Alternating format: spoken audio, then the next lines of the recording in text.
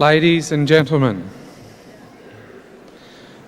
welcome to the graduation ceremony for graduates of the Faculties of Arts, Engineering, Environmental Sciences, Information and Communication Technology, International Business and Politics, Science, and the Graduate School of Management. In a few moments, the graduation ceremony will commence. The procession of staff will enter first. After a brief pause, the university fanfares will announce the entry of the dais party. I will signal to you that you are to rise and remain standing until both the staff procession and the dais party are seated. Please do not stand until I ask you to. May I also remind you that flash photography is prohibited in this auditorium. For the mutual comfort and enjoyment of all members of the audience, the university requests your cooperation in observing this rule.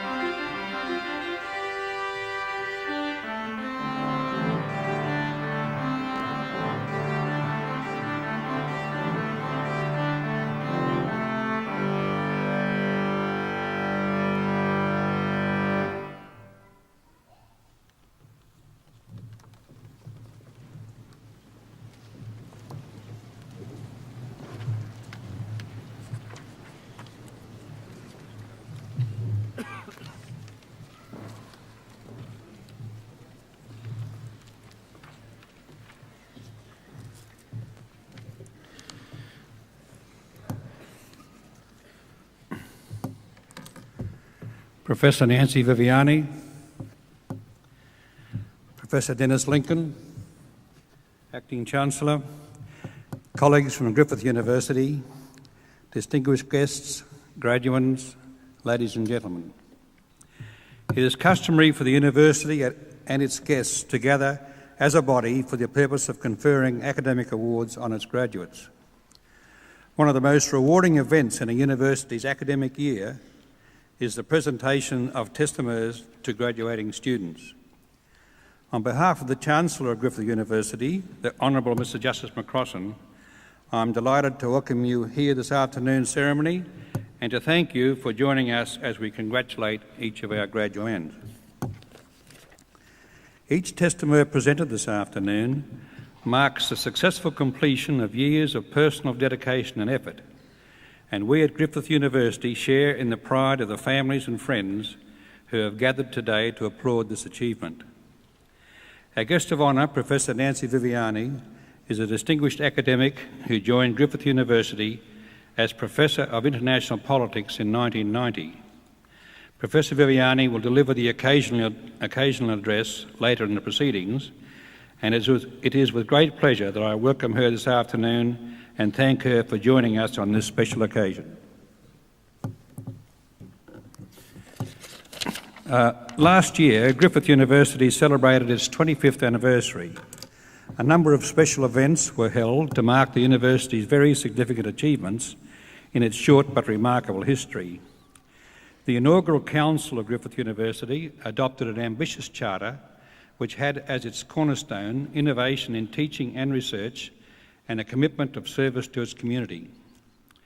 From rather modest beginnings, when teaching commenced in 1975 with 451 students, in 1998, Griffith University will become the 8th largest of Australia's public universities in terms of its funded student load.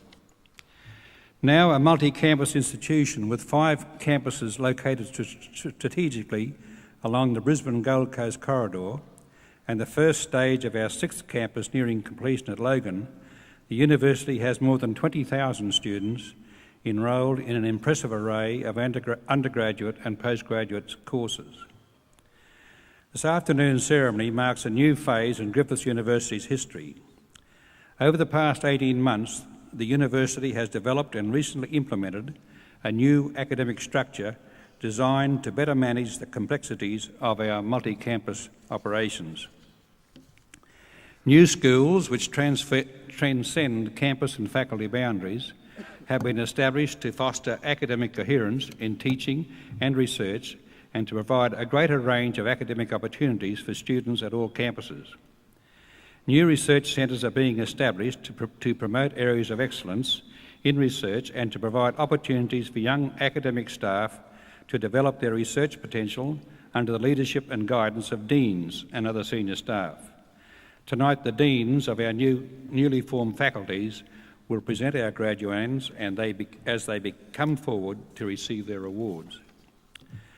There are those in the community who are quick to accuse universities of being cloistered from the affairs of the real world, of being overly traditional, slow to change, and elitist in outlook. Griffith University prides itself in being none of these. It was Griffith University that pioneered undergraduate and postgraduate courses in Australian environmental studies and modern Asian studies some 20 years ago. The introduction of fully integrated studies in law in 1992 was hailed by the Right Honourable Sir Ninian Stephen as a revolution in legal education. Other firsts for Griffith include the introduction in recent years of courses in disciplines as diverse as multimedia, contemporary Australian Indigenous art, software engineering, and professional golf management. The faculties represented this afternoon have recorded a number of significant achievements over the past year. Extensions to the Science 2 building were completed in February. Staff and research students now have access to laser laboratories equipped with the most advanced technology in Australia, high-speed computing laboratories and biomedical processing laboratories. In March, the Institute for Environment, Health and Development for the Asia Pacific was officially opened. The Institute has received a large grant from the Chiang Chung Kuo Foundation in Taiwan to support research into the environmental and population health needs of Chinese communities in the Asia-Pacific region. And following the official opening of the Australian Centre for Korean Studies in 1996, the university has signed memorandums of understanding with Seoul National University, Arju University and Ulsan University. These agreements will strengthen Griffith's already strong links with Korea and will provide opportunities for student and staff exchanges and the development of collaborative research projects.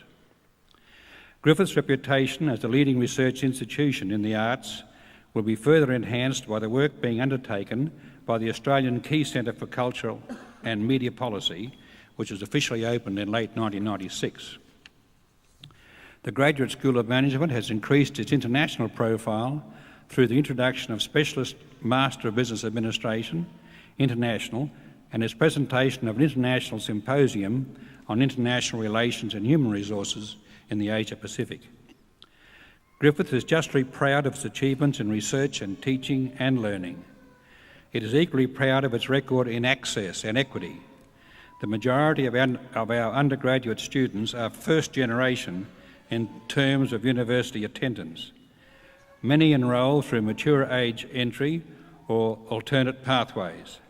The university has a number of access programs designed to assist students to gain admission.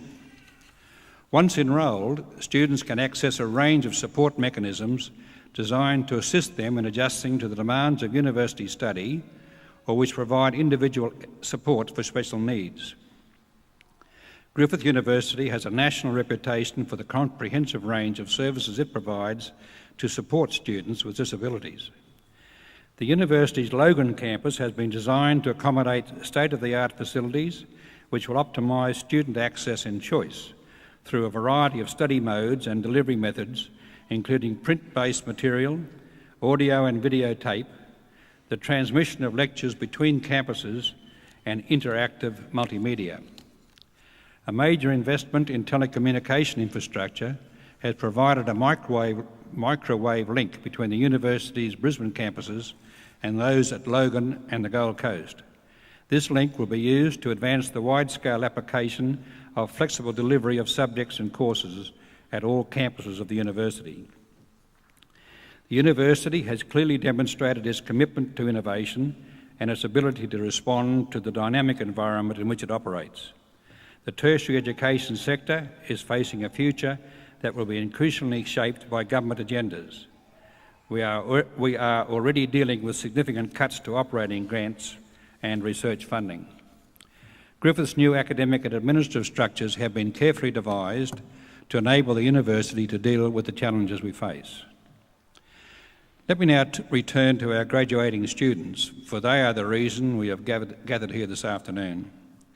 They have been waiting expectantly for the moment they will cross the stage to receive their testamur and the credit due to them for their achievement.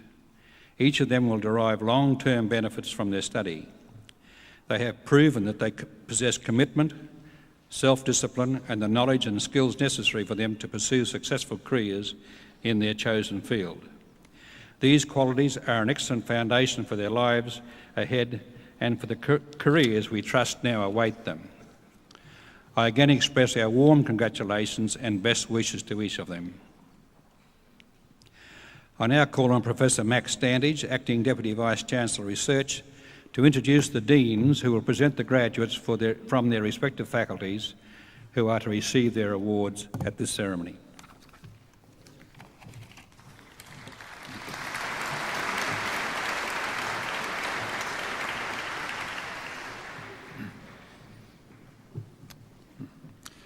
Acting Deputy Chancellor, Associate Professor David Saunders, Dean of the Faculty of Arts.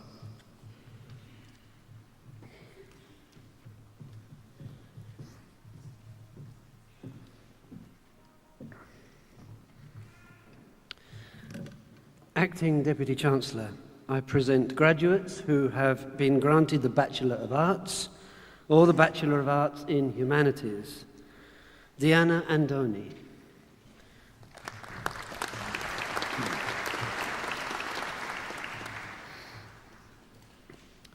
Edward Beattie.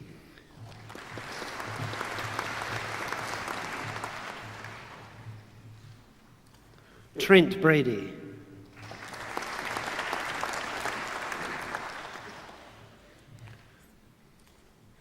Thomas Campbell.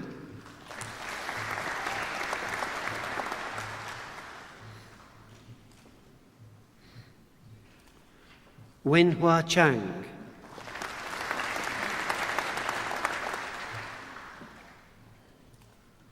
Lainey Chatin.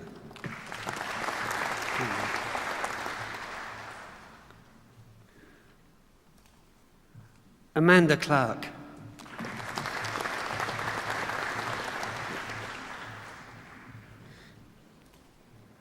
Catherine Demosthenes.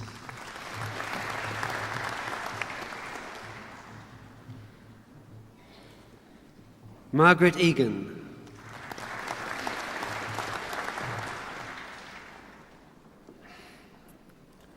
Bronwyn Goodrich.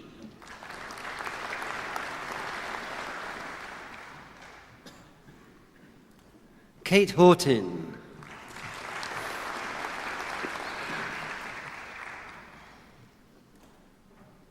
George Helios.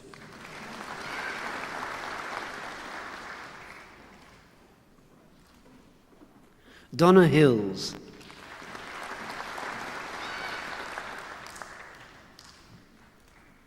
Julie Howes.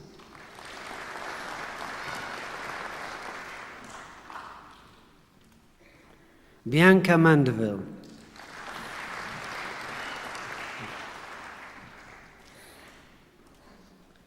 Catherine Manning.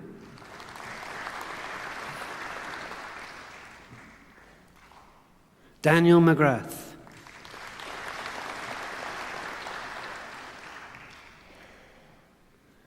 Pepita Nichols.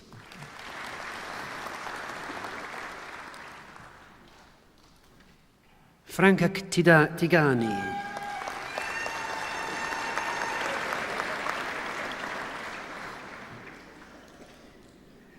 Nhi Tran.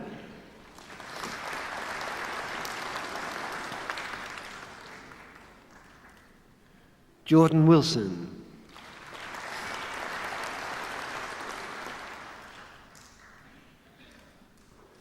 Akiko Yamasaki.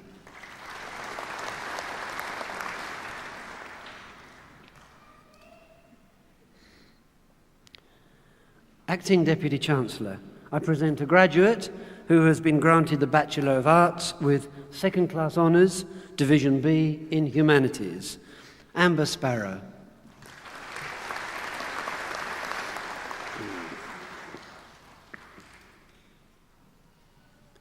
Acting Deputy Chancellor, I present graduates who have been granted the Bachelor of Arts in Australian and Comparative Studies, Terence Allen.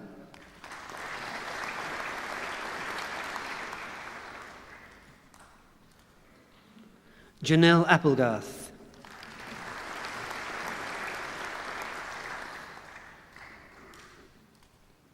Sonia Barnwell.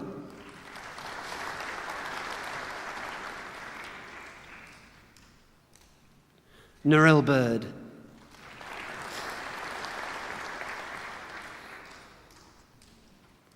Cecilia Brazil.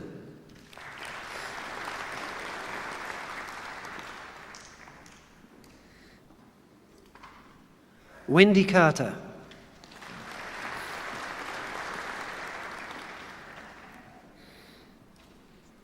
Nola Dale.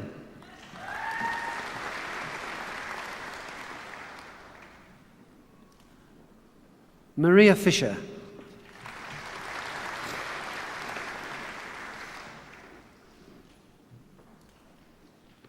Deborah Gaggin.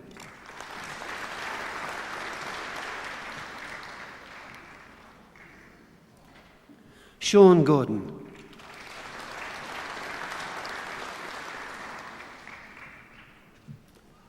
Madonna Leahy.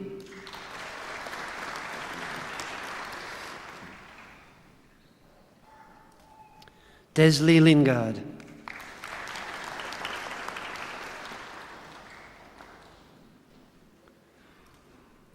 Jenny May.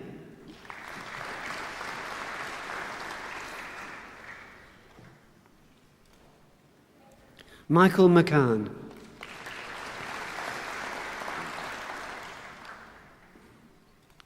Therese Warnick.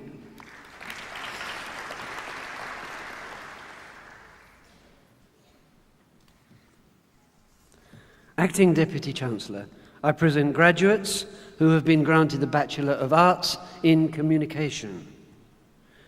Jamie Chu.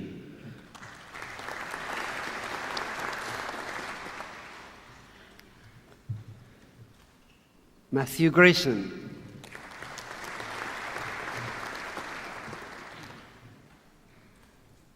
Lynette Lim.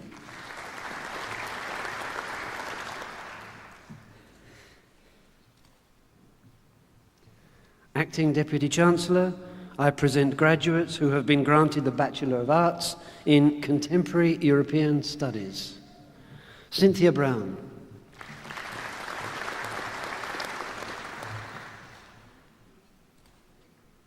Victoria Kelly.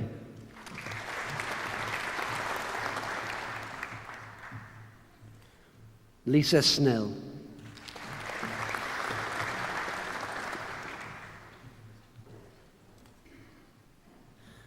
Acting Deputy Chancellor, I present graduates who have been granted the Bachelor of Arts in Justice Administration. Stephen Barclay.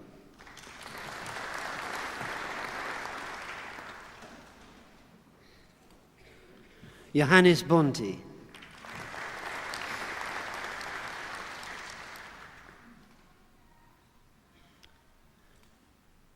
Michelle Bunton.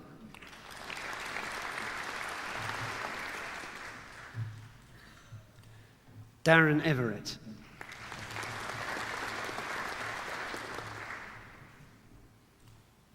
Bronwyn Hart.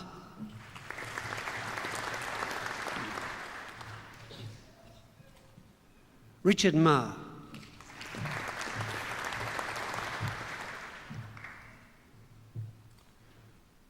Ian McCarthy.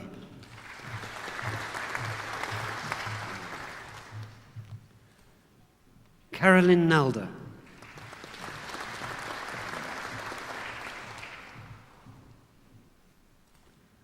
Craig Parfitt.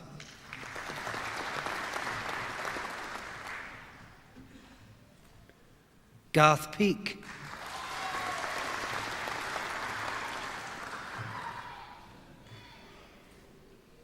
Melissa Phillips.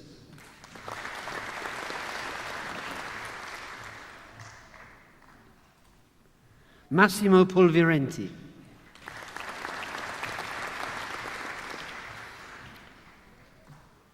Bruce Shillington.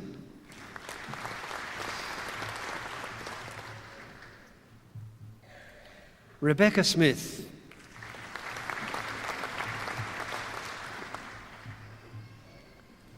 Mark Stiles.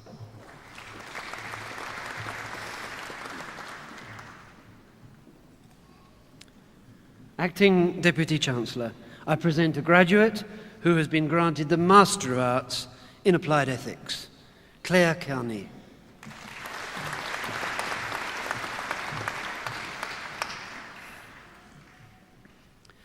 Acting Deputy Chancellor, I present graduates who have been granted the Master of Arts in Cultural Policy Studies, Sue Bowden.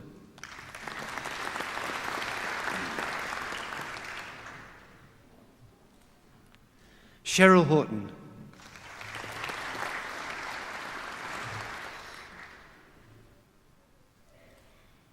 Linda Sykes.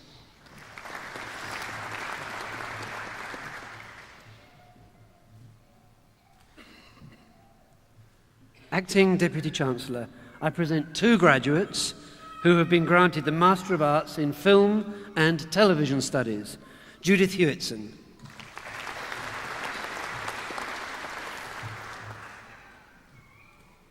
Kerry Peacey.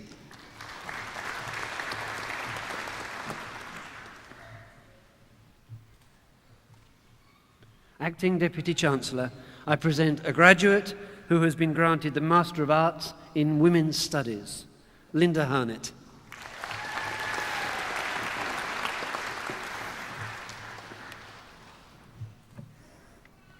Acting Deputy Chancellor, that concludes the presentation of graduates of the Faculty of Arts.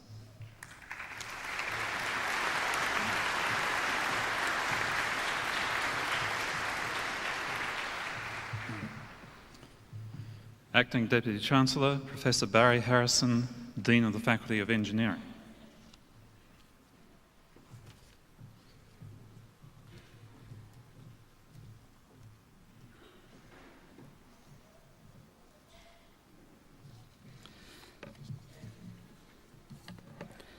Acting Deputy Chancellor, I present graduates who have been granted the Bachelor of Engineering in Microelectronic Engineering. Peter Keating.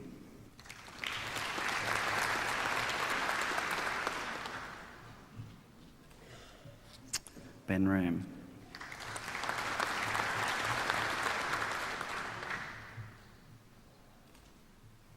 Norbert Schleck.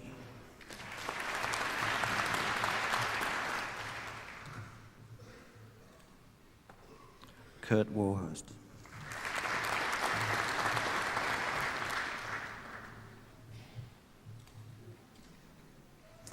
Acting Deputy Chancellor, I present a graduate who has been granted the Bachelor of Engineering with First Class Honours in Microelectronic Engineering, Handuku Linemith.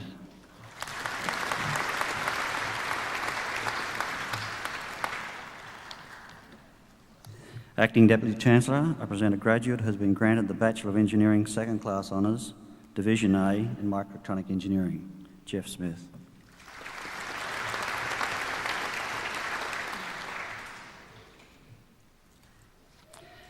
Acting Deputy Chancellor, I present a graduate who has been granted the Bachelor of Engineering Second Class Honours, Division B in Microelectronic Engineering, Babu Ram.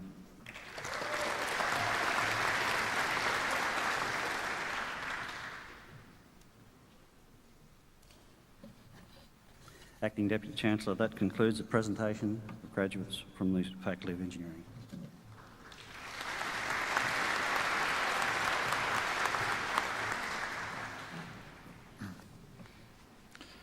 Acting Deputy Chancellor, Professor William Hogarth, Dean of the Faculty of Environmental Sciences.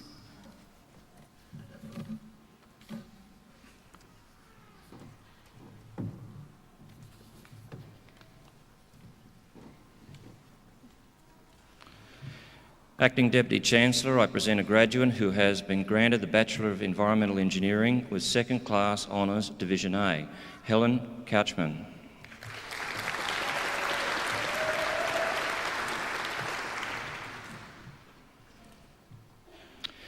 Acting Deputy Chancellor, I present graduates who have been granted the Bachelor of Science in Australian Environmental Studies, Paul Archer.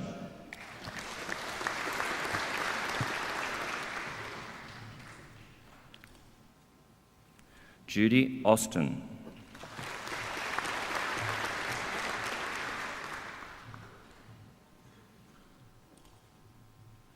Damien Burke.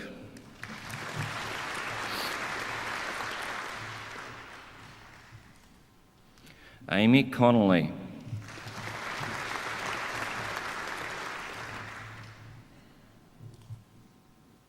Richard Fenton.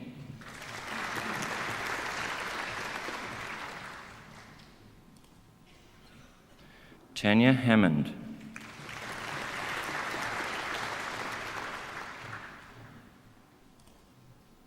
Adrian Hawes.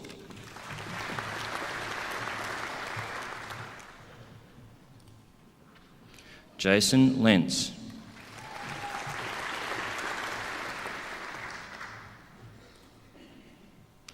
Catherine MacDonald.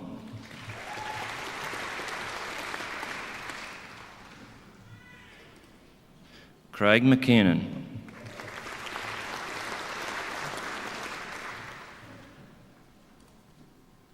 Lisa McKinnon.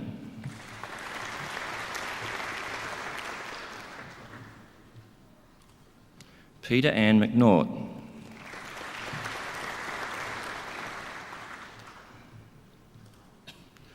Neil McGiven.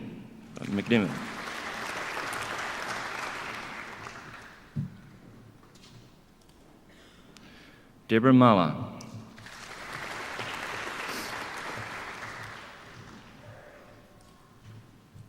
Ronald Patrick.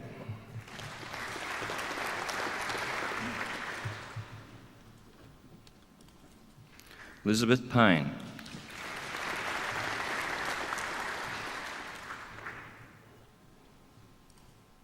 Stephen Powell.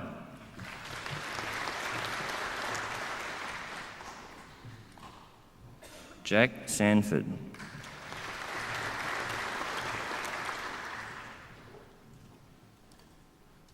Michelle Saunders.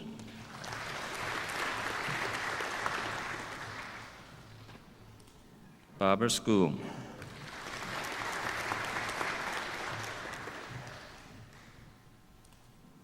Norman Scott.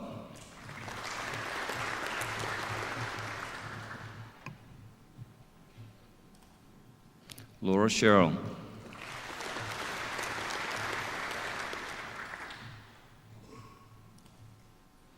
David Simmons.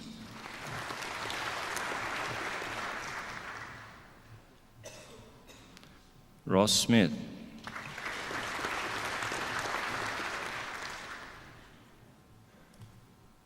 Laura Smythe.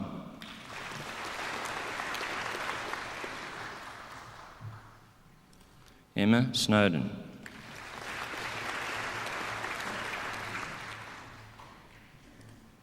Jan Solomon.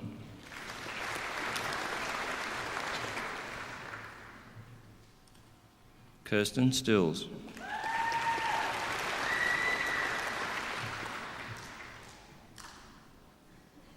Cecilia Sweeney.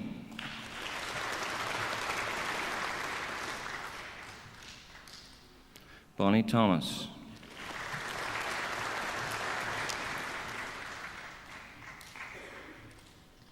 Guy Vickerman.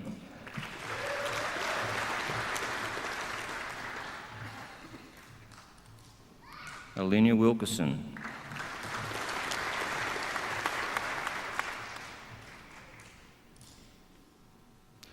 Matthew Wilson.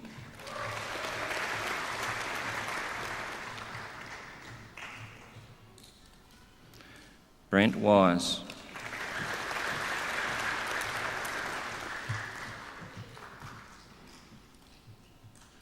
Acting Deputy Chancellor, I present graduates who have been granted the Bachelor of Science with First Class Honours in Australian Environmental Studies. Katrin Bulk.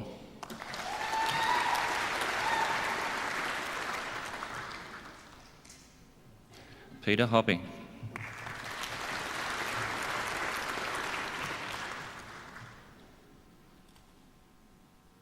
Angela Willett.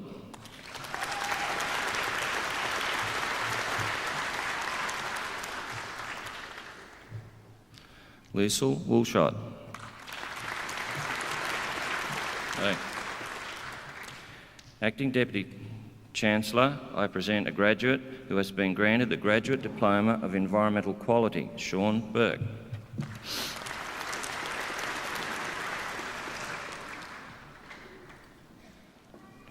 Acting Deputy Chancellor, I present a graduate who has been granted the Graduate Diploma of Public Health, Judith Holschnick.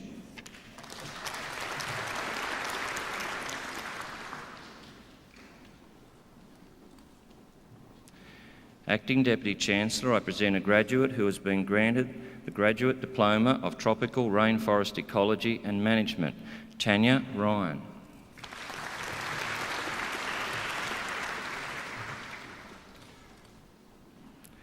Acting Deputy Chancellor, I present graduates who have been granted the Master of Environmental and Community Health, Cameron Earl.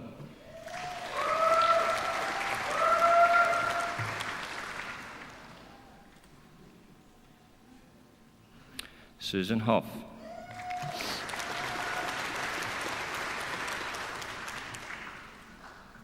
Christine Vincent.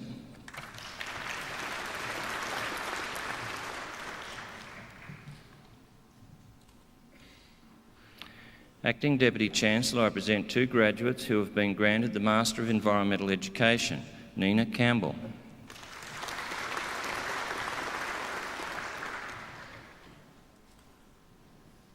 Alan McKeown.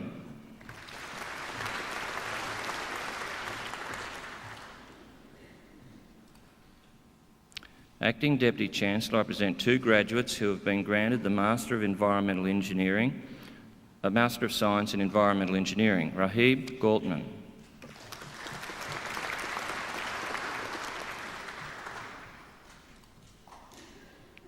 Kong Ming Mak.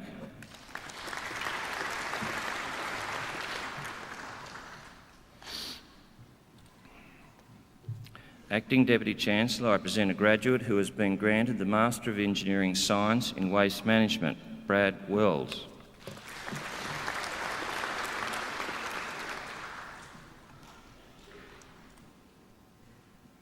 Acting Deputy Chancellor, I present graduates who have been granted the Master of Science in Environmental Management, Anna Hughes.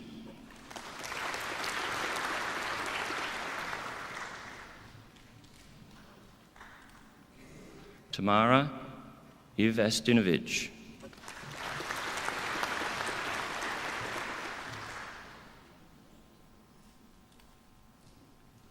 Peter Jamison.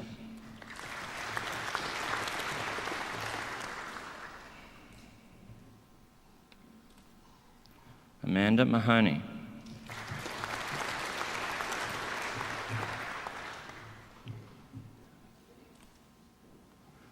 Jennifer Nasser.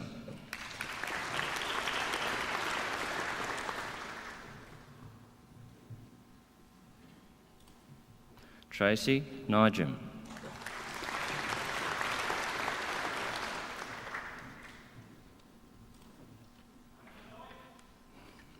Raylene Russell.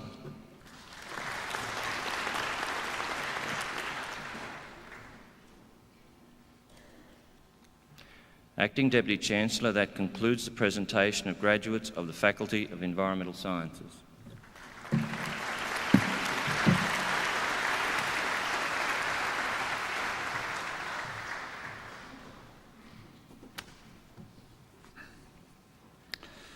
Acting Deputy Chancellor, Professor Paul Pritchard, Dean of the Faculty of Information and Communication Technology.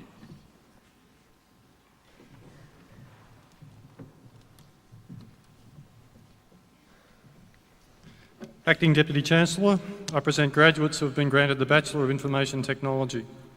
Martin Carroll.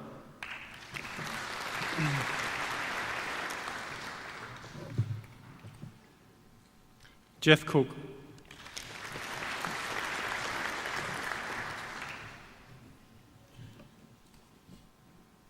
Matthew Coomber.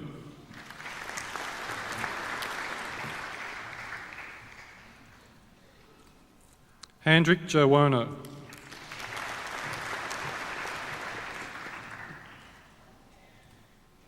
Angel Lamb.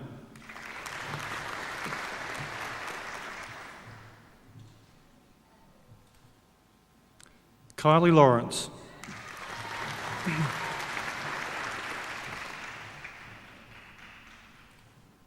Hugh McCourt.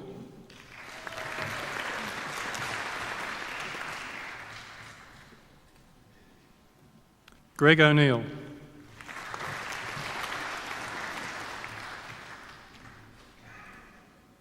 Glenn O'Neill.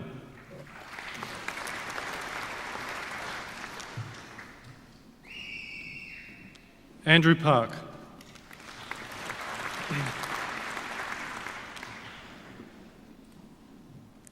Tony Richardson.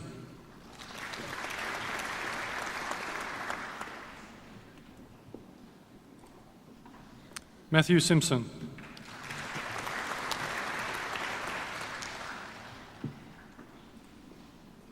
Kumar Somasekaran.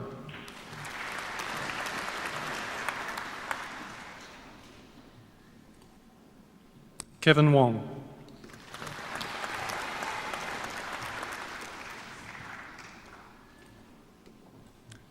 Acting Deputy Chancellor, I present a graduate who has been granted the Bachelor of Information Technology with first-class honours. Simone Gregg.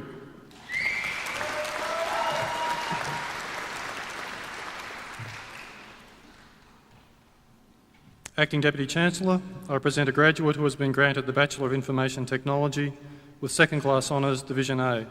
Alexandra Bishop Thomas.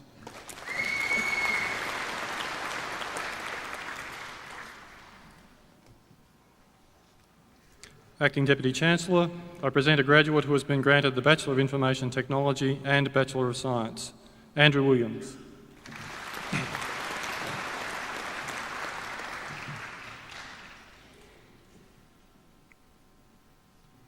Acting Deputy Chancellor, that concludes the presentation of graduates of the Faculty of Information and Communication Technology.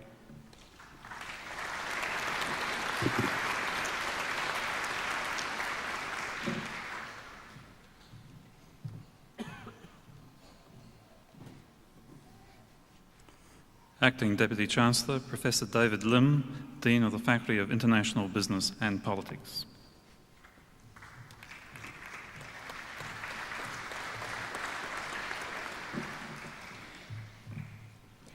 Acting Deputy Chancellor, I present graduates who have been granted the Bachelor of Arts in Modern Asian Studies, Linda Albury.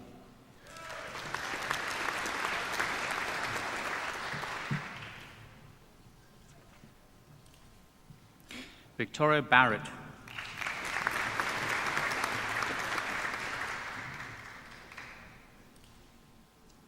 Brett Beaton.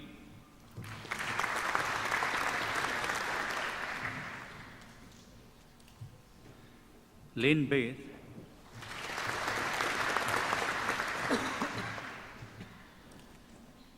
Janine Brooks.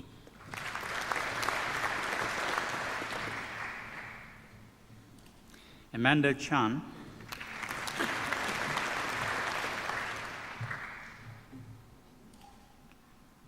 Modi Chan.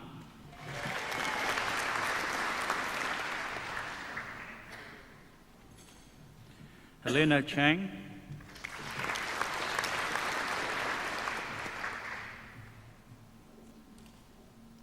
Yi Chung Chang.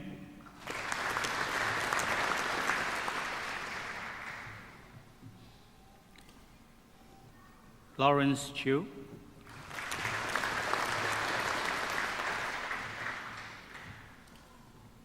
Michelle Clark.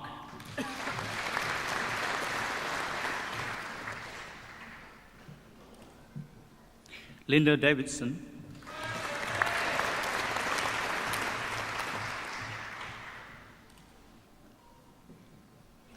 Michelle Floyd.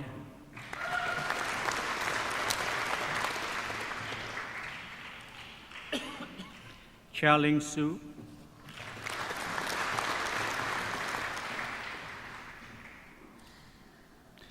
Anthony Jones.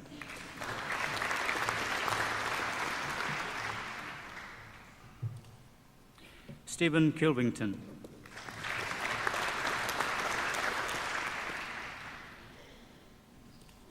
Kim Lowley.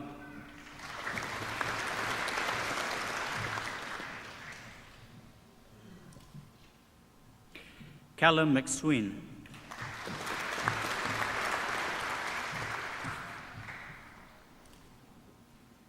William Moore.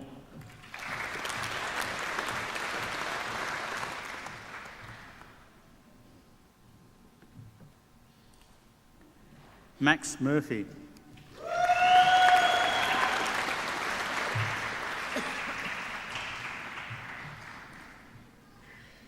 Marija Noble.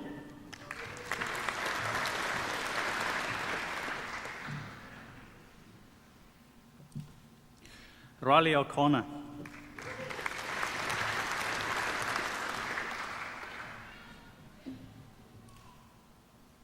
Alan Stokes.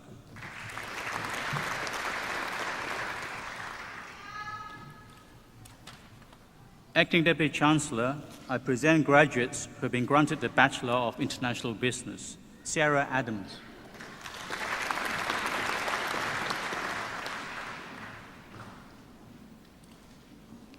Anup Anchal.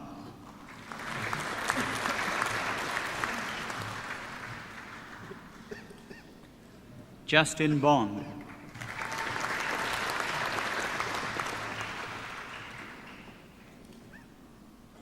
Michelle Chang.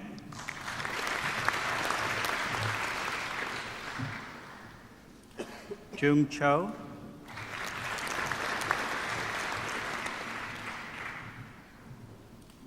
Jason Choi,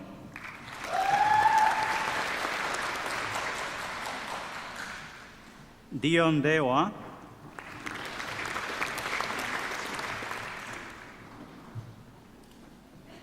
Kilbre Danda,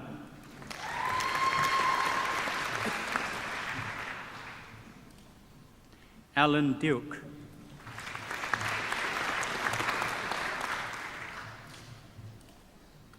Damien Duncan,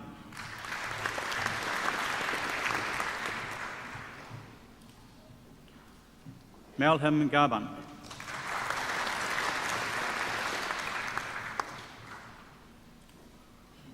Vanessa Gishford,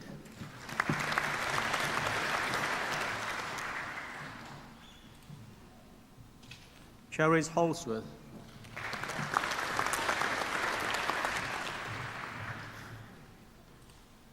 Che Weng Huang,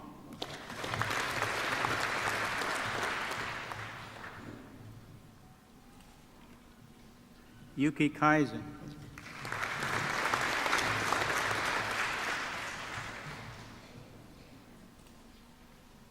Julie Kong,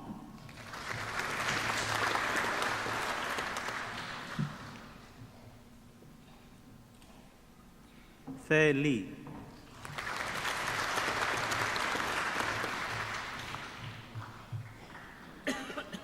Yung Sui Liao,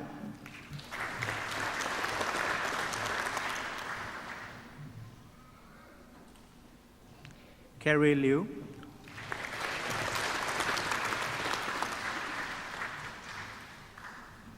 Yi Li Liu,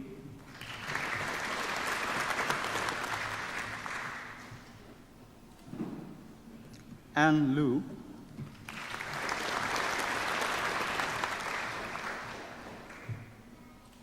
Elena Ma,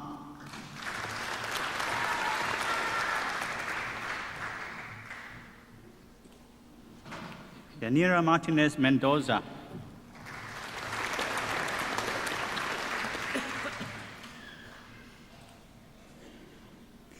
Natsumi Watsuyama Mo,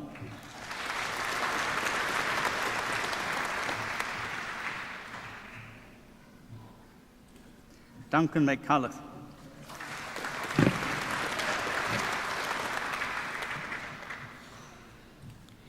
Janet McDonald,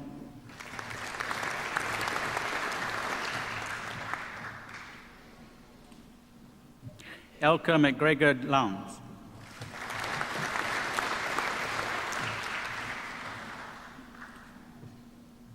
Khalil Mohidin,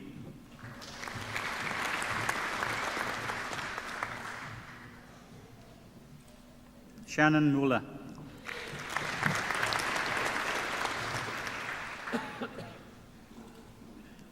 Max Murphy,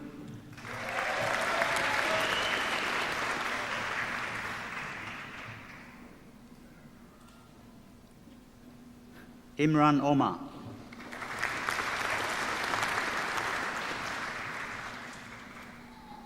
Christopher Peterson,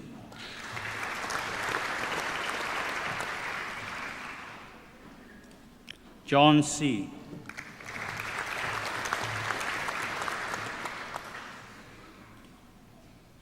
Ty Taylor,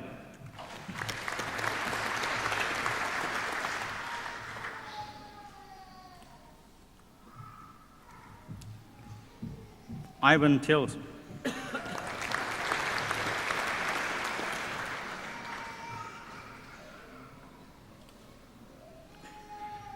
Claudia Wallace,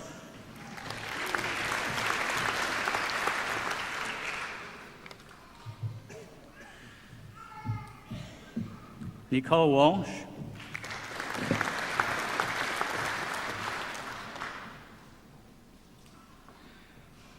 Acting Deputy Chancellor, I present graduates who have been granted the Graduate Diploma of Chinese Language. Sarah Adams,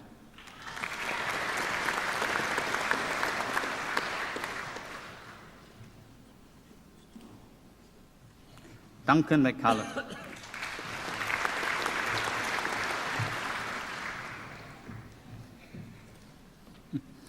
Claudia Wallace.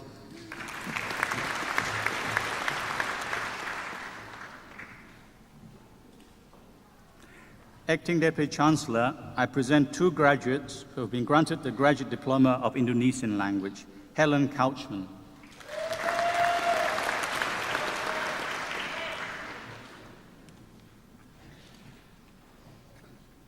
Ty Taylor.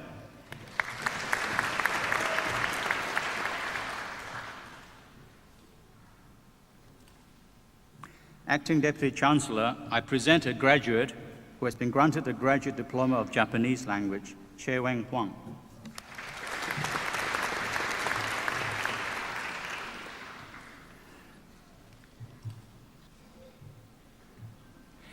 Acting Deputy Chancellor, I present graduates who have been granted the Master of Arts in International Studies, Branislav Andrik.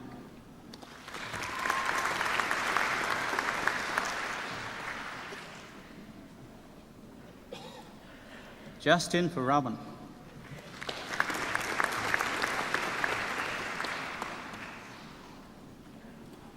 Anthony Gribben.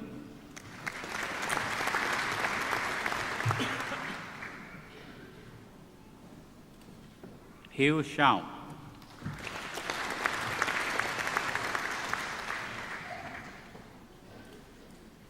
Sally Weavers.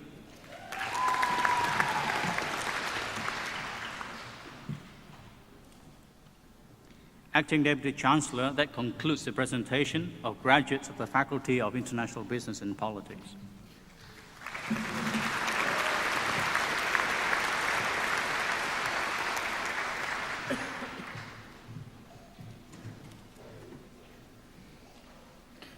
Acting Deputy Chancellor, Professor William McGilvray, Dean of the Faculty of Science.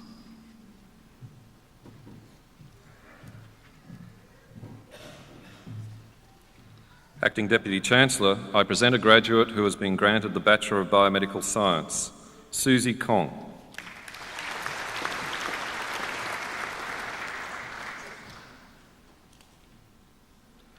Acting Deputy Chancellor, I present graduates who have been granted the Bachelor of Science, David Brown,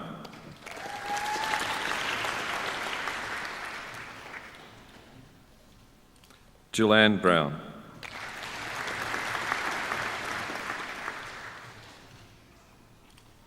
Chris Burrell,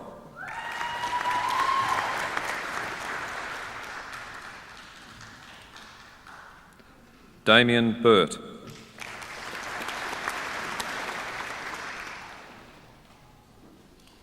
Martin Goddard,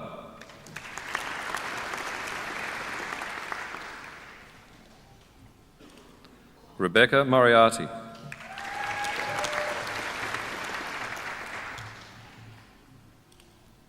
Wayne Schroeder,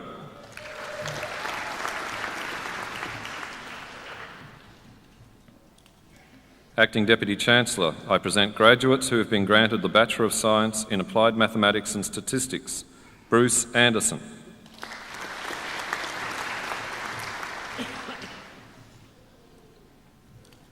Meta Chong,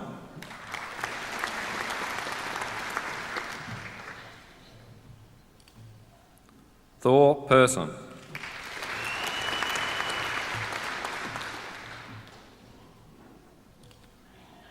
Daisy Way,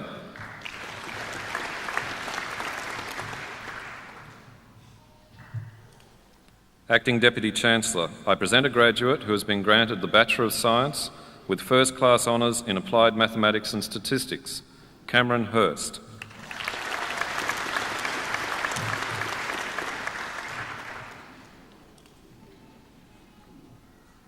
Acting Deputy Chancellor, I present two graduates who have been granted the Bachelor of Science with Aviation, Robert Cleland,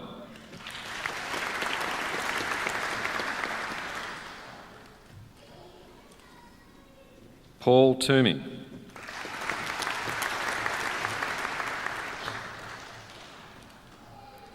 Acting Deputy Chancellor, I present a graduate who has been granted the Bachelor of Technology in Microelectronics, Matthew Coman.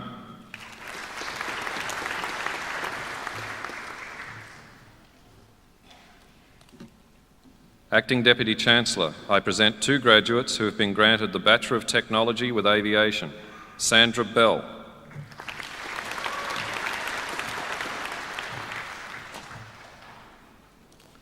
Clinton Druve.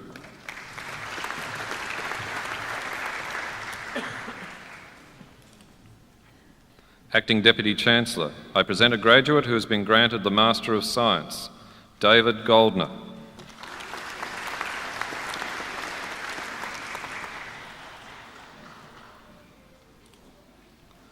Acting Deputy Chancellor, I present a graduate who has been granted the Master of Science in Science, Technology and Society. Anne Wrightson.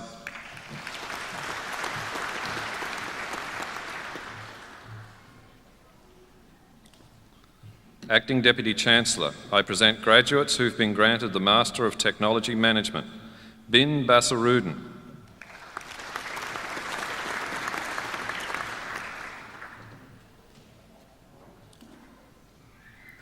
Angeline Fu.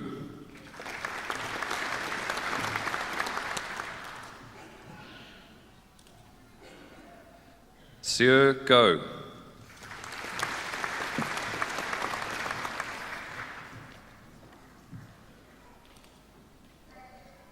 Tuck Lai.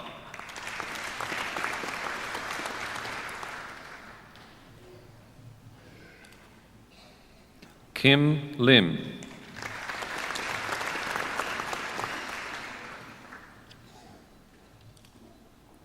Robin Look.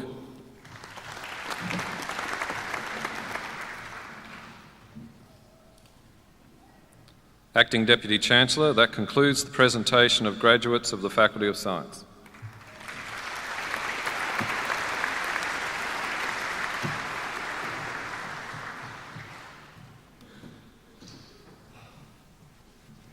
Acting Deputy Chancellor, Professor Greg Bamber, the Director of the Graduate School of Management.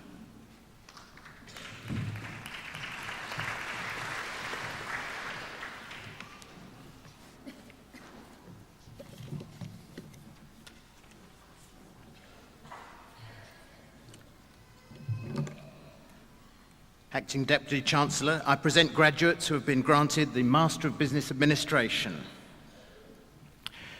Banru Athong.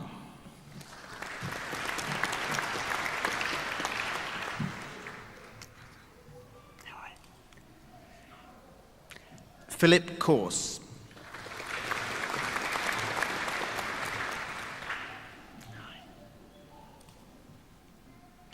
Ian Hutchinson.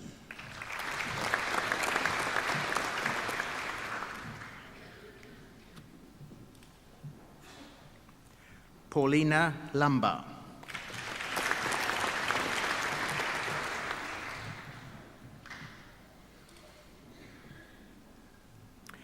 Luciana Niven.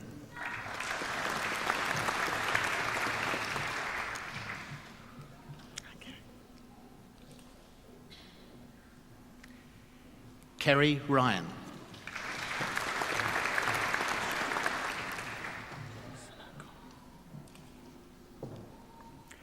Rashada Sanokom.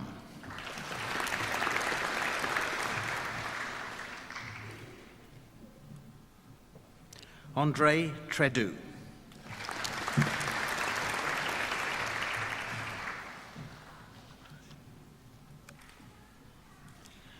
Wa-Xing Wong.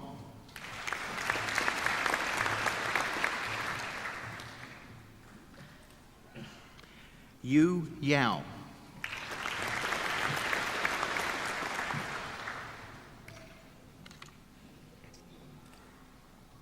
Edward Yu.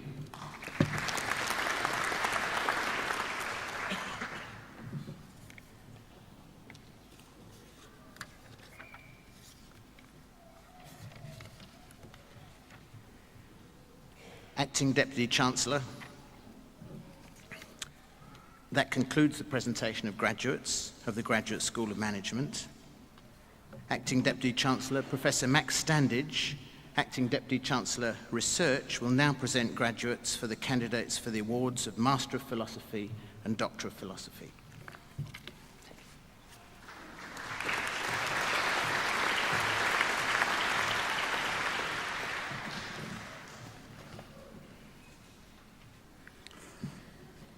Acting Deputy Chancellor, this afternoon the University is proud to honour graduates who have satisfied the rigorous criteria for the award of the degree of Master of Philosophy.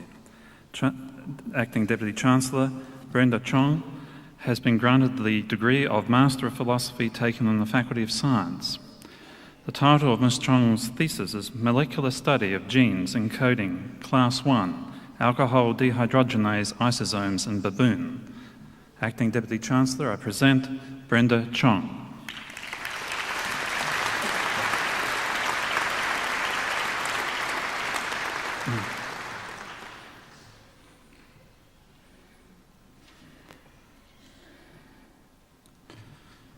Acting Deputy Chancellor Edith Gabiak has been granted the degree of Master of Philosophy taken in the Faculty of Science.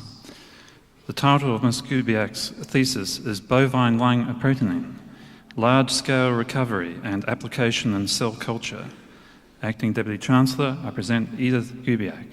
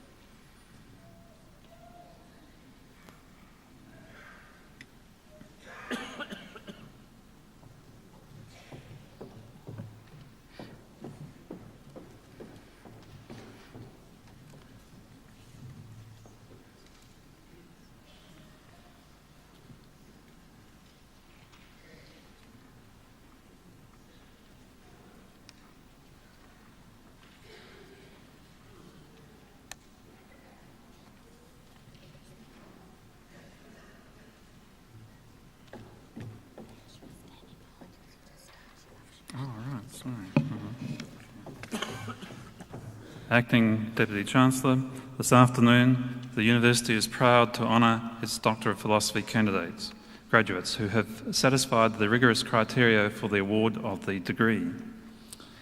Acting Deputy Chancellor, the following graduates have been granted the degree of Doctor of Philosophy taken in the Faculty of Arts.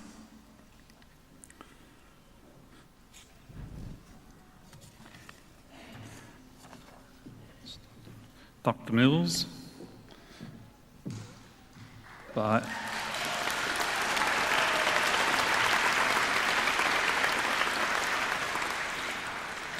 investigating media and legal discourses on the construction of women's violence as abnormal or pathological, shows the way in which women's acts of violence should be read as political, as having a rationality of their own in societies where women are still often defined as the other and as unreasonable. Dr. Mills' work shows that Eileen Warnose and Tracy Wigington were constructed as monstrous, aberrant, or mentally deranged figures because of the dominance of masculine paradigms of reasonable behaviour, which reduce women's actions to either sameness, all too masculine and thus inappropriate for women, or difference, all too feminine and hence irrational. Acting Deputy Chancellor, I present Dr. Rosalind Ann Mills.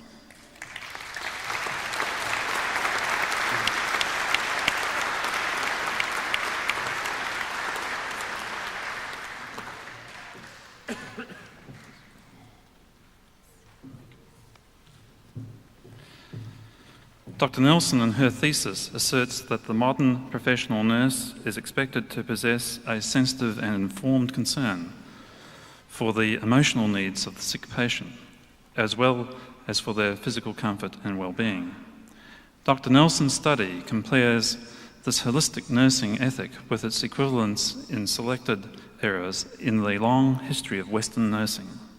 She argues that the professionalisation of nursing has historically involved not so much its outgrowing its religious origins as an extension of spiritual mentalities into non-religious governmental contexts.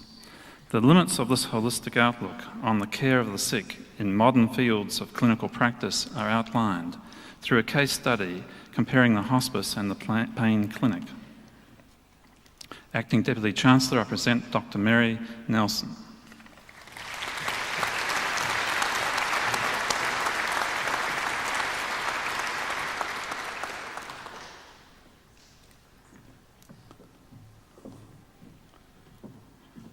Dr. Solano has developed a new method for interpreting subjectivity in cultural history.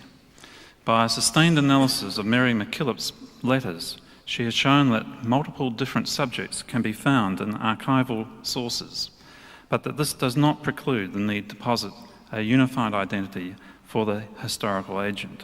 Dr. Solano's work is of international importance in the field. Acting Deputy Chancellor, I present Dr. Diana Solano.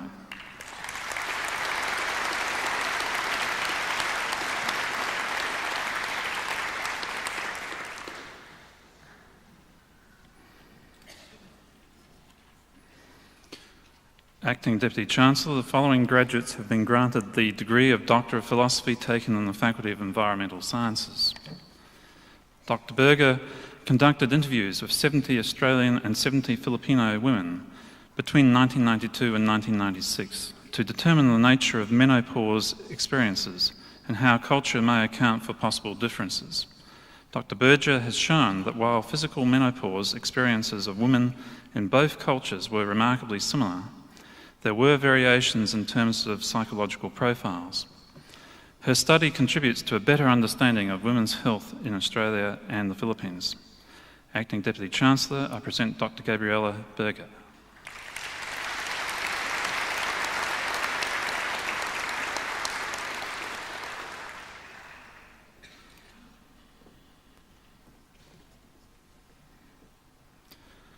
Dr. Hoey has carried out a comprehensive study of soil conserving systems of agricultural production which are feasible for subsistence farmers in northern Thailand. Working within the constraints on such farmers, Dr. Hoey has evaluated alternatives, planned and overseen the implementation of productive soil conserving systems, and then evaluated the effectiveness of this activity. Dr. Hoey's work provides a unique contribution to the soil conservation literature. Acting Deputy Chancellor, I present Dr. Patrick Hoey.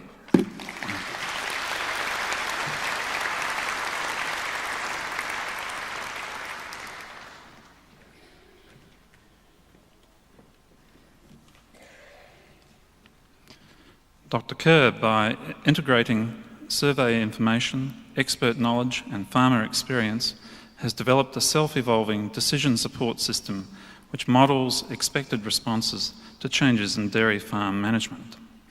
Regional conditions and farmer goals are incorporated by combining statistical and human process models. Dr. Kerr has made a significant contribution to the understanding of total farm management and has produced a predictive management system to assist the Northern Australian dairy industry in making strategic management decisions. Acting Deputy Chancellor, I present Dr. Donald Vance Kerr.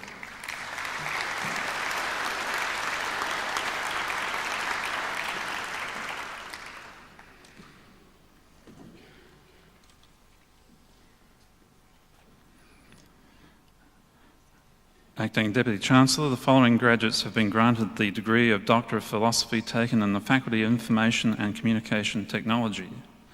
Dr. Hungananali states in his thesis that despite significant advances in computer vision during the last decades, our understanding of the underpinnings of visual perception remains primitive. Dr. Hungananali's thesis addresses this problem by defining a family of fractional discrimination functions and implementing them as filters for selective extraction of local information from the images while preserving their global features. The applications of this work are in the contextual enhancement of image features in medical, remote sensing, and perceptual image processing. Acting Deputy Chancellor, I present Dr. Hungana Harley.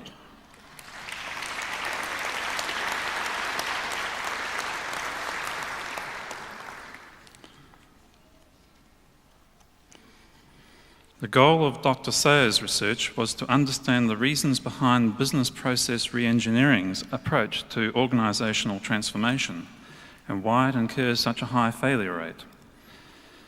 Dr. Sayer's research focused on the issue of empowerment through the adoption of information technology to highlight probable causes of failure. The research shows that it is the managerial principles of business process re-engineering that are in conflict, adopting both an empowerment rhetoric and a mechanistic model of control that serve to constrain the re-engineering process. Acting Deputy Chancellor, I present Dr. Kylie Sayer.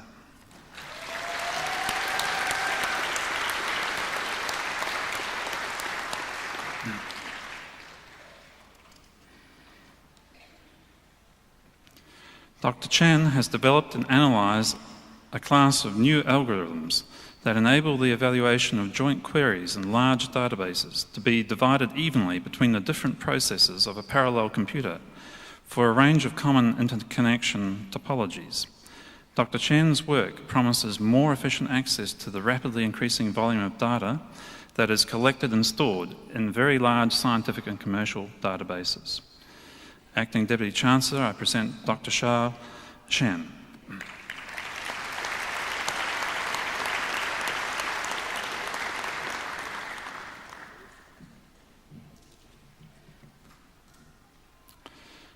Acting Deputy Chancellor, the following graduate has been granted the degree of Doctor of Philosophy taken in the Faculty of Science. Dr. Denman has used recombinant DNA technology to elucidate the molecular structures and functions of fibre-digesting enzymes from anaerobic fungus. By manipulation of the enzyme structure, he was able to improve hydrolysis of insoluble plant fibre. His contribution has allowed us to move one step closer towards improving fibre digestion in domestic ruminants, which will culminate in improved meat and milk production. Acting Deputy Chancellor, I present Dr. Stuart Denman.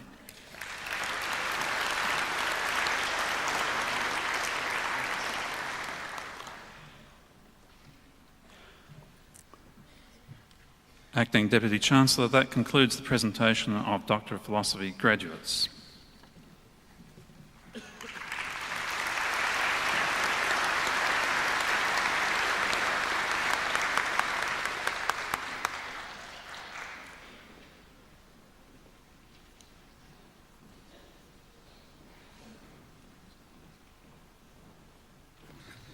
Ladies and gentlemen, there will now be a brief musical interlude performed by the Griffith University Chorus.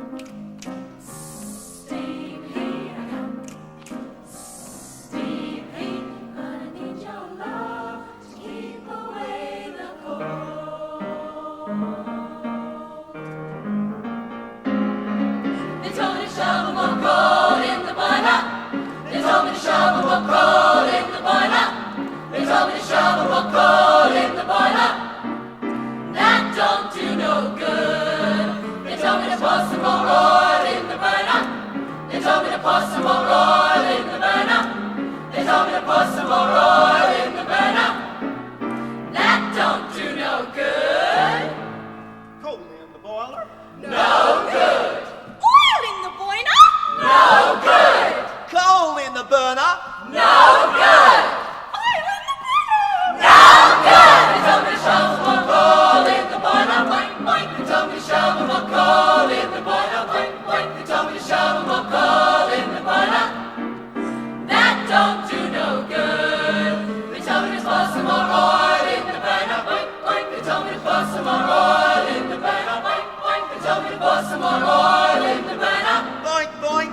That don't do no good. The radiator's hissing still. I need you kissing to keep me from freezing each night. I got a hot water bottle, but nothing I got will take the place of you. Holding me tight. I got a shovel more coal in the boiler. I got a shovel more coal in the boiler. I got a shovel more coal in the boiler. I need your love to keep away the cold.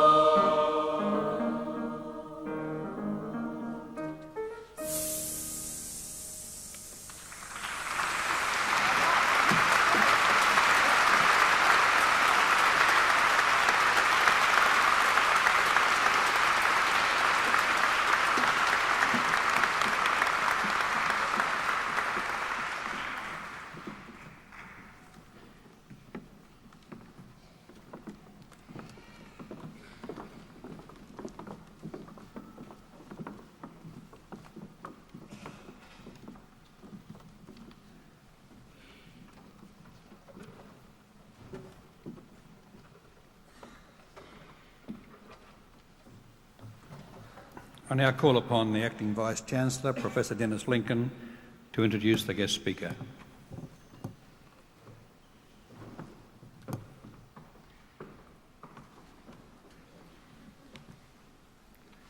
Sir Leo Hilscher, Acting Deputy Chancellor, Professor Nancy Viviani, our guest speaker, graduates, ladies and gentlemen.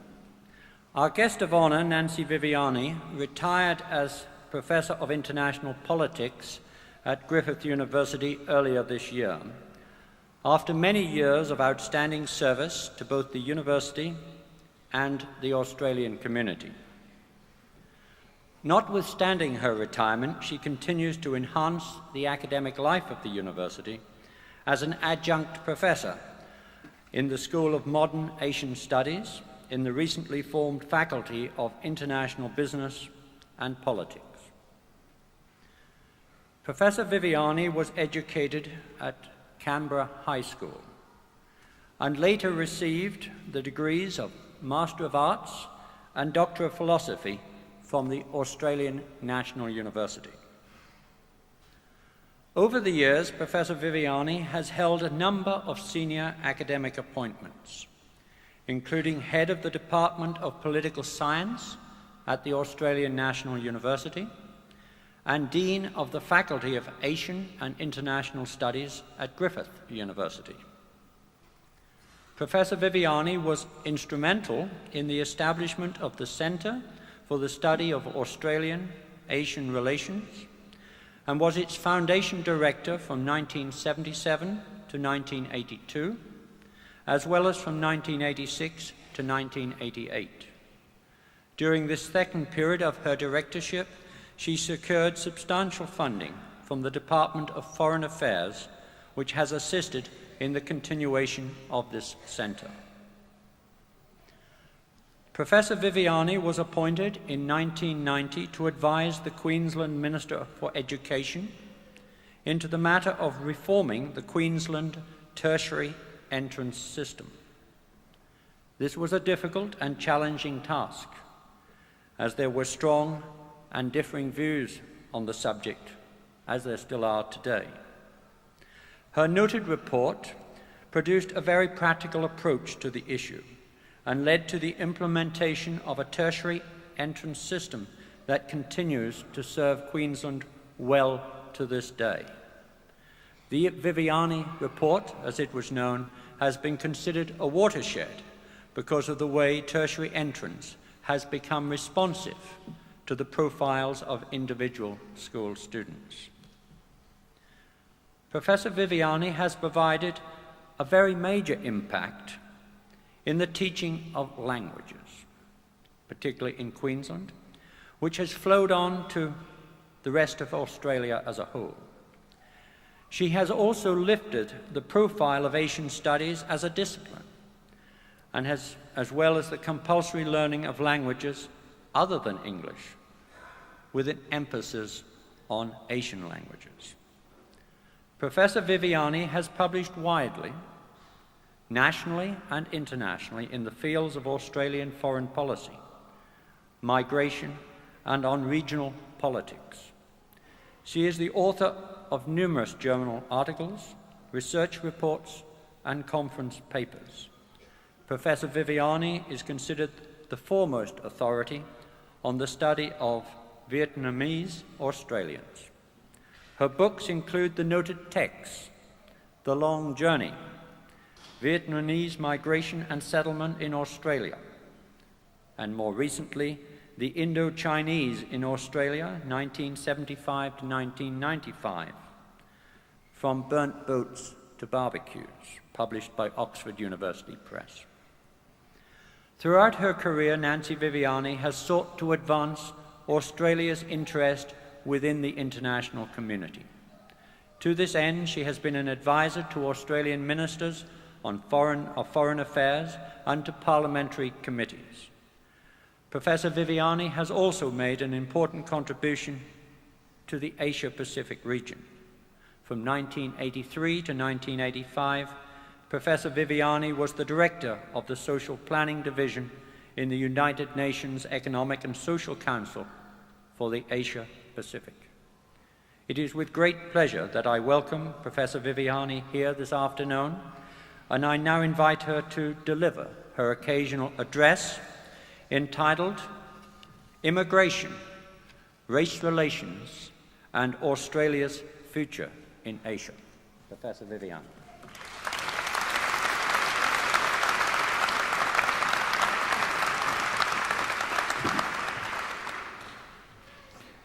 Acting Deputy Chancellor, Acting Vice-Chancellor, colleagues, graduates, ladies and gentlemen, I'm very glad to be invited to speak to you today. It's been a more than 30-year career, and it's a very nice way to finish it by being able to speak to the graduates and their families of a university where I have taught on and off for over 20 years. So first of all, my best and sincerest congratulations to the graduates. There's a number of you I've taught over the years. It's a good time now. No more struggling for grades. If you get jobs, no more struggling over money. For the parents, congratulations also. You've nearly got them off your hands and going in the right direction.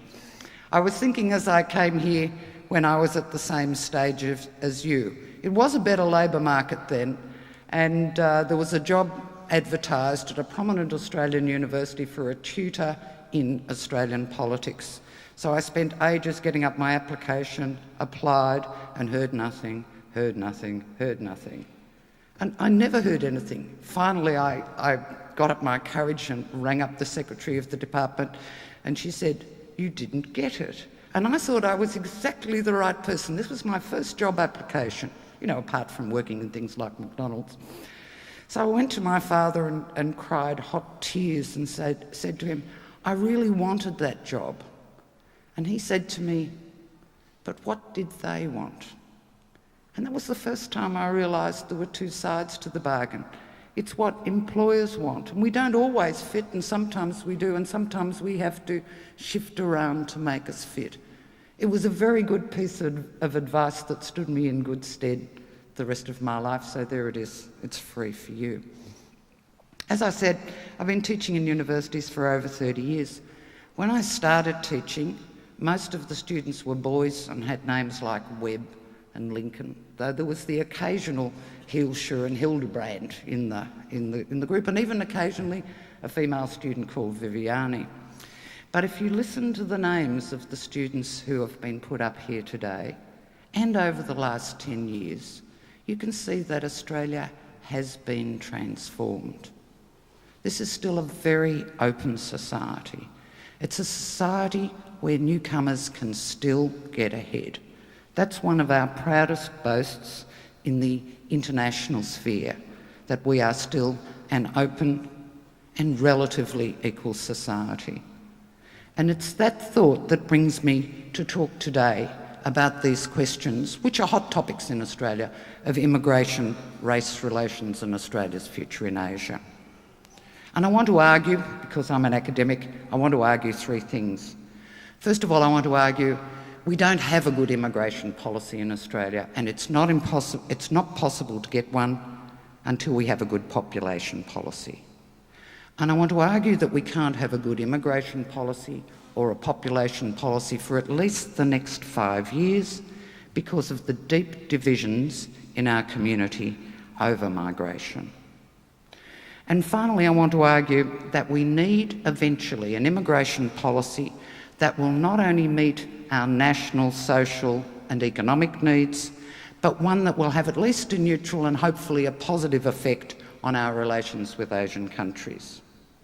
Now, as you know, Australia, like America and Canada, is traditionally a country of high migration. In 1947, just after the war, when we took the census, we had 7 million people. And last year's census told us we have about 18 million now. We will have in 2035 a decline in population through natural increase. And every year now, we lose through out-migration of people like you around 40,000 Australians. So that if we didn't have immigration, from around the year 2035, we would be looking over the long run at a declining population. And if we had a declining population, it would be a much older population, and for those reasons, it's likely we would have a lower standard of living. And some extreme Greens propose that. Compare Japan. If Japan does nothing to regularise its illegal migration or to increase its birth rate, its population and its living standards will decline dramatically over the next century. That's not how we think about Japan today, but we have to take a long-term view. On the other hand, the United States and Canada continue to run high migration levels. They have rising living standards and they have lower unemployment than we do. Perhaps they know something we don't. Before World War II and up to the middle 1970s, there were two broad pillars of support in the Australian population for high migration: population building and the White Australia policy. Population building had majority support, and we did it for defence, for industrialisation and to build the nation.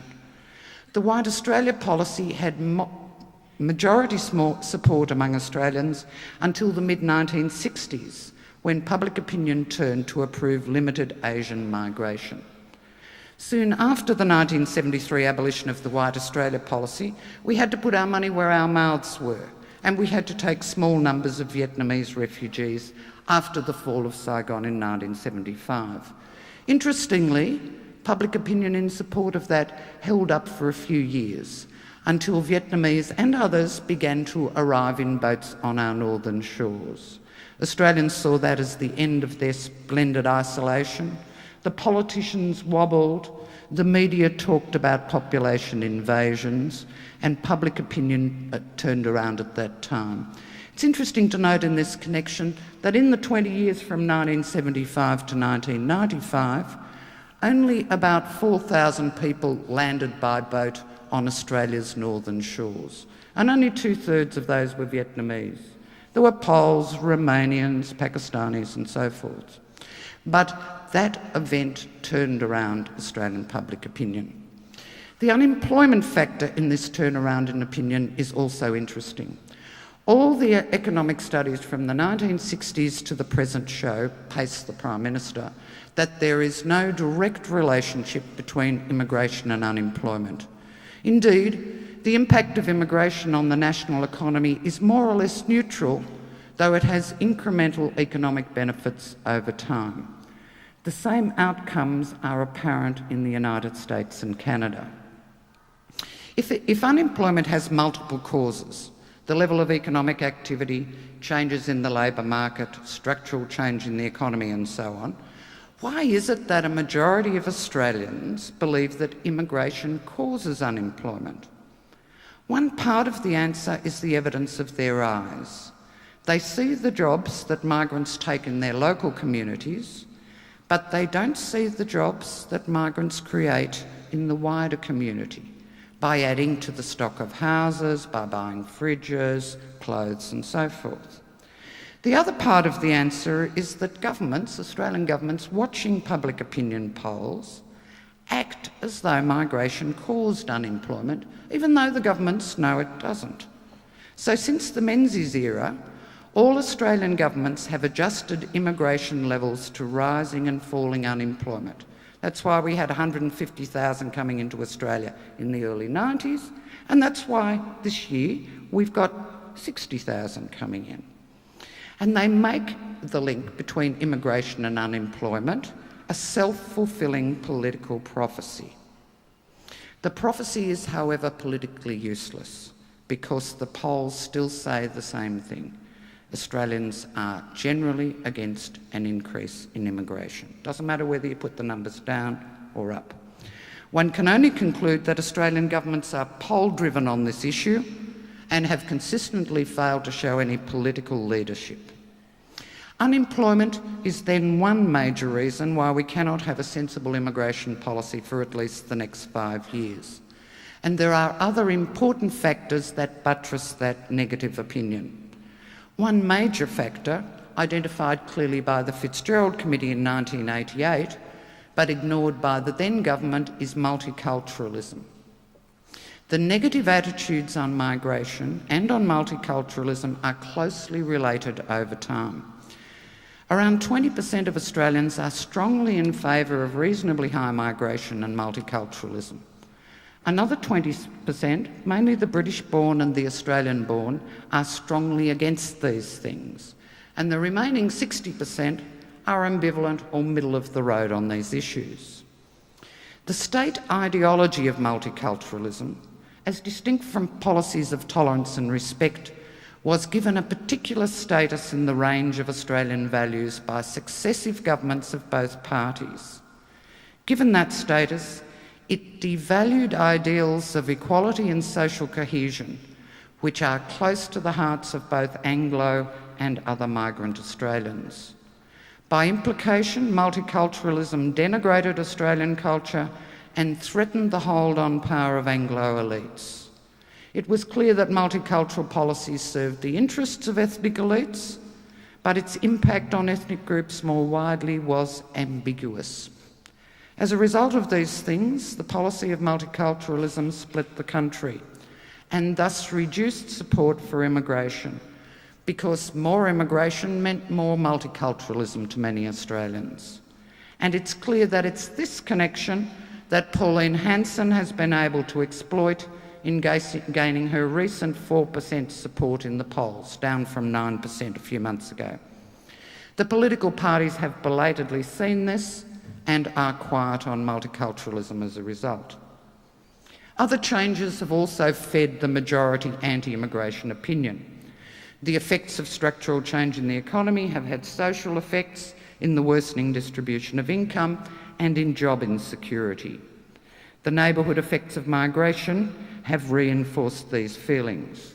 That's not to say that any of these policies were wrong, for they were not, but simply to point to the impact of their effects on opinion on migration. And it's for that combination of reasons that I do not believe we can have a sensible immigration policy for at least 5 years. But we can start now working for better immigration and population policies. There are 4 issues we have to work on. The first and most important in this society is unemployment. There will be no support for higher immigration while unemployment is high, despite the mythical status of the connection. We should aim to get unemployment significantly lower anyway, since it leads to social decay and division in our society, and immigration policy gets knocked out as part of that. Next, we need to end the ideology of multiculturalism and say openly to Australians that good old-fashioned citizenship with rights and responsibilities is our core value and the foundation of our national identity. Such a public focus on citizenship will take us where we want to go in terms of that identity, in terms of social cohesion, and in terms of our location in the Asian region. Third, we have to tackle again the question of population policy, not to set targets that may not be reached or may be well out, but to really begin to work on the problems of urban development, the problems that we have in our rural areas, the patterns, the problems of water availability and waste disposal.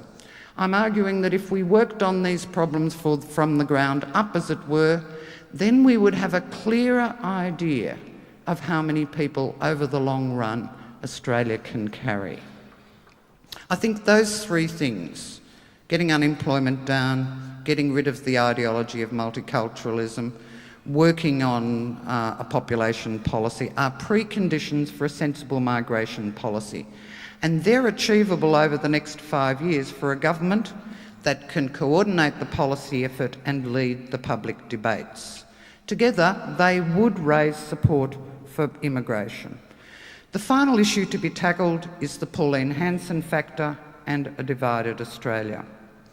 Mrs. Hanson views have been around in a minority in Australia for a very long time. Remember Graham Campbell. And they've attracted that minority support still untested in the polls. So we need to ask why such views now have such a high profile and why they seem at least to have some staying power. I think it's a collection of factors coming together at a particular time. As I've said, unemployment has been high for over a decade. Many people are disgruntled by the pace of change and the decline of traditional Australia. A pervasive lack of trust of politicians is another factor. Pauline Hanson's achievement has been to capture all these discontents and wrap them in the flag, leaving her opponents, both the Liberal National Party and the Labor Party, with few feathers to fly. Mr. Howard rode to power on the back of a broad Conservative reaction in Australian society. And those who supported Mrs. Hanson thought that Mr. Howard would support them on the basis of his 1988 remarks on Asian migration, his stress on the, quote, mainstream, and his silence on Mrs. Hanson until his partial repudiation of her statements in May this year. That Howard statement tried to isolate Mrs. Hanson from her moderate supporter and to call his errant Liberal voters home. But we will have to wait for the election to see what the real level of support for One Nation and Mrs. Hanson is, and whether she or one of her supporters may hold the balance of power in Australian politics in the Senate. Until then, the country will remain badly divided, and there's little hope of developing an immigration policy that fits Australia's needs. For both parties, despite their disclaimers, fear the electoral effects of Mrs. Hanson. So far, I've spoken of immigration policy as though it were purely a domestic matter, and that's how most Australians see it. We are forgetful of our past. From 1901 to 1973, the White Australia policy was not only the cornerstone of our immigration policy, but the core on which our foreign relations turned. The governments of Asia, when they became independent, pressed us hard on this issue, and this was important in turning Australian opinion around, as well as the politics of embarrassment at home. Now, while we have conveniently forgotten all this, it's within the living memory of many in the elites in Asia, and some people have felt its effects personally, some leaders in Asia also. So in a way, we've been on a good behaviour bond in Asia because of that history. Nobody in Australia thinks the White Australia policy is coming back or that Mrs. Hanson will have that effect. But that is what some among elites in Asia fear, And that's partly why the Hansen debate has had such extensive coverage in Asia. No one in Asia disputes our right to set the numbers and composition of immigration or to run a tough or liberal refugee policy. Given our history of assertion of racial superiority, it is the non-discrimination plank of our immigration policy that matters to Asians, and they see Mrs. Hansen as threatening this, and they see the backwash of her stances in the denigration of Asians in our streets and schools and shops as intolerable. It is bootless, as Mrs. Hansen does, to point to the sins of Asians with respect to racial equality.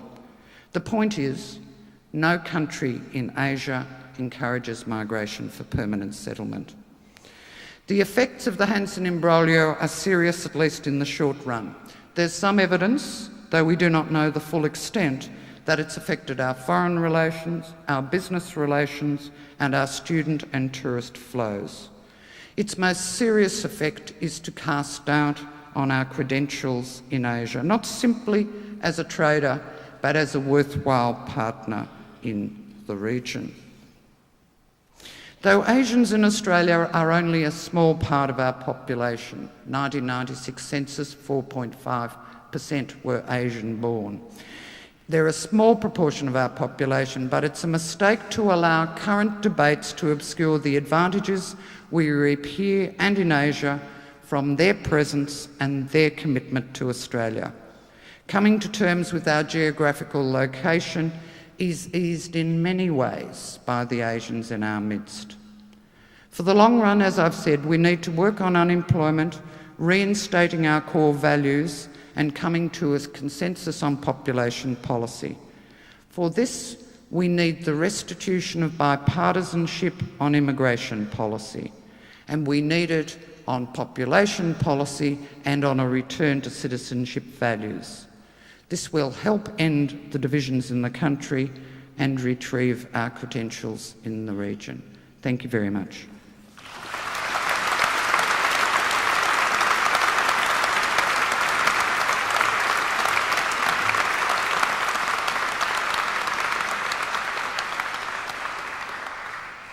On behalf of Griffith University and you all here this afternoon, I'd like to say a word of thanks to Nancy Viviani for her address. I think she has tackled one of the greatest issues facing Australia, if not most of the world. I mean, it's a topic that has brought governments to their knees. It has caused outbreaks of conflict around the world. She's drawn our attention to the complex dynamics between population, migration, employment, and, of course, the supercharged politics that go with it. I mean, in population terms, she's drawn our attention that it's not just about numbers. Numbers are an issue. I mean, Australia is but a drop in the ocean when you look at the global picture. And what are we, 18 million people? Yet, in the last 10 years, global population will now have risen from 5 billion to 6 billion. That is an extra 1,000 million people in just 10 years. I mean, we've never seen anything like that before. And of course, it's not just about numbers, it's about the structure of that population. It's not a balanced age structure, and many of the developed parts of the world, in particular, are now becoming age dependent. That is, there are far more people in the middle age cohort than there are in the younger age cohort, and that raises enormous economic consequences, as have been indicated. Nancy has also drawn our attention to the myth that migration is inversely related to employment. The evidence around the world is that perhaps the reverse is actually true. It's a matter of having people in the right place at the right time with the right energy and enthusiasm to get stuck in and raise the economic activity. And of course, she's drawn our attention to the fact that the governments that we have to work with are, I hate to say it, I think, naive with regard to the underlying questions that they're trying to advocate upon. So, Nancy, I thank you for giving us an authoritative and informed account of what I think is a very complex issue, but one which I think is very central to our future. Nancy, I thank you.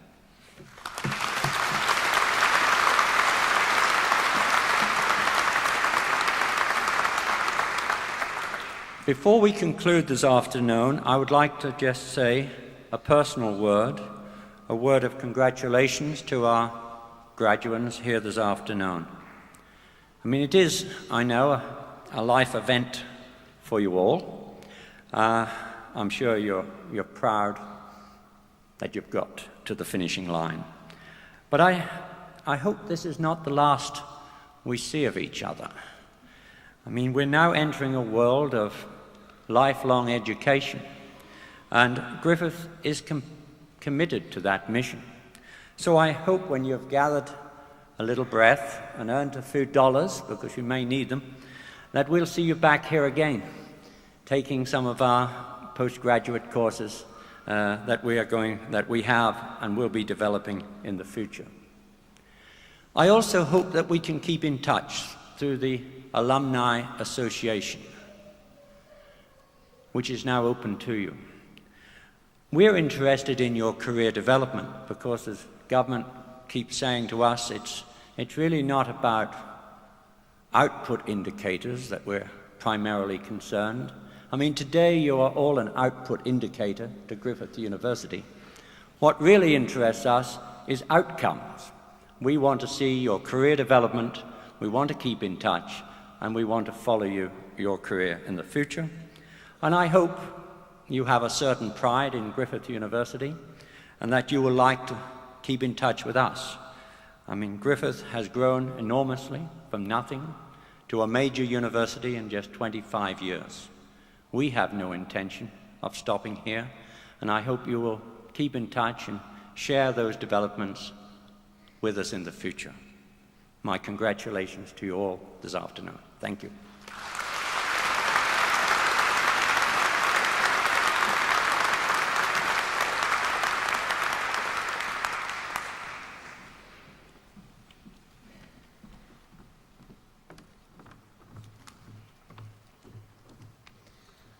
Ladies and gentlemen, the ceremony is now concluded.